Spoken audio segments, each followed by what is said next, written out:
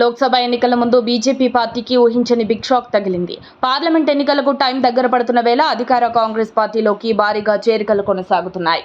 ఉమ్మడి ఆదిలాబాద్ జిల్లాలో మంత్రి సీతక్క కార్యకర్తలతో కలిసి గ్రామాల్లో విస్తృతంగా పర్యటిస్తూ కాంగ్రెస్ పార్టీ గెలుపు దిశగా ముందుకు సాగుతున్నారు.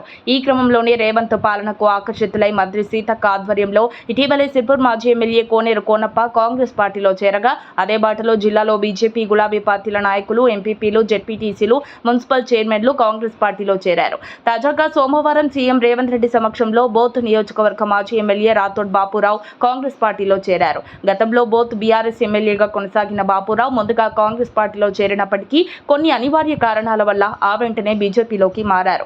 గత అసెంబ్లీ ఎన్నికల్లో బీజేపీ పార్టీ టికెట్ ఇవ్వకపోవడంతో ఆ తర్వాత ఎంపీ టికెట్ కోసం ప్రయత్నం చేశారు. ఎంపీ టికెట్ సైతం గోడం నగేష్ కు కేటాయించడంతో బీజేపీలో ఎలాంటి ఆదరణ లేకపోవడంతో మళ్లీ కాంగ్రెస్ గూటికి చేరారు. మంత్రి సీతక్క, ఖానాపూర్ ఎమ్మెల్యే బెడ్మబొజ్జు, బోత్ నియోజకవర్గ కాంగ్రెస్ ఇన్ఛార్జ్ ఆడే గజేందర్, నిర్మల్ డీసీసీ అధ్యక్షుడు కుచాడి శ్రీహరిరావు సమక్షంలో ఆయన కాంగ్రెస్ పార్టీలో చేరారు. నిర్మల్ మున్సిపల్ చైర్మన్ గండ్రత్ ఈశ్వర్ సైతం సీఎం రేవంత్ రెడ్డి ఆధ్వర్యంలో కాంగ్రెస్ కండువా కప్పుకున్నారు. ఆయనతో పాటు పలువురు కౌన్సిలర్లు కూడా కాంగ్రెస్ పార్టీలో చేరారు.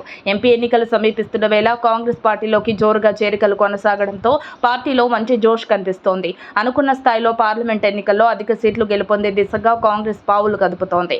ఉమ్మడి ఆదిలాబాద్ జిల్లాలో మంత్రి సీతక్క చక్రం తిప్పుతున్నారు.